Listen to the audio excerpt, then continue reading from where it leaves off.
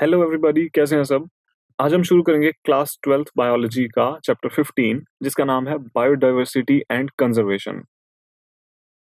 इसमें हम इन ऑब्जेक्टिव्स के बारे में जानेंगे। फर्स्ट है बायोडाइवर्सिटी, सेकंड है importance and loss of biodiversity, third है बायोडाइवर्सिटी कंजर्वेशन। अच्छा गाइस, आप सबको एलियंस के बारे में तो पता ही होगा। एलियंस जैसे वो ऑर्गेनिजम्स जो दूसरे प्लैनेट्स पे रहते हैं।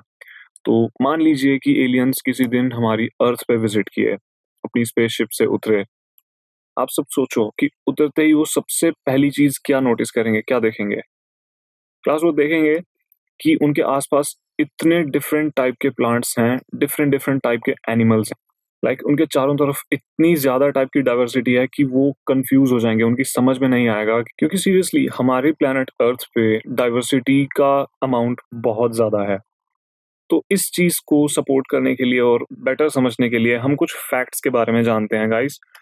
जैसे जो बीटल्स हैं वो हमारी अर्थ पे 3 लाख से भी ज्यादा स्पीसीज में पाए जाते हैं क्लास। एंड्स हमें 20,000 से ज्यादा की स्पीसीज की मिलती हैं।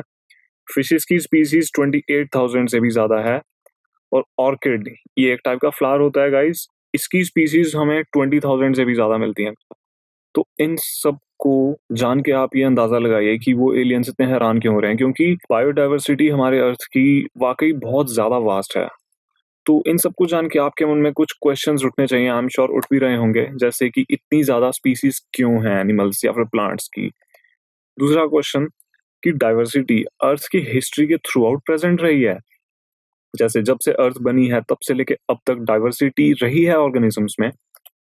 और तीसरा क्वेश्चन कि ये डाइवर्सिटी हमारे बायोस्फीयर के लिए क्यों और कैसे इंपॉर्टेंट है। तो क्लास इन सब क्वेश्चंस को हम एड्रेस करेंगे आगे आने वाली स्लाइड्स में।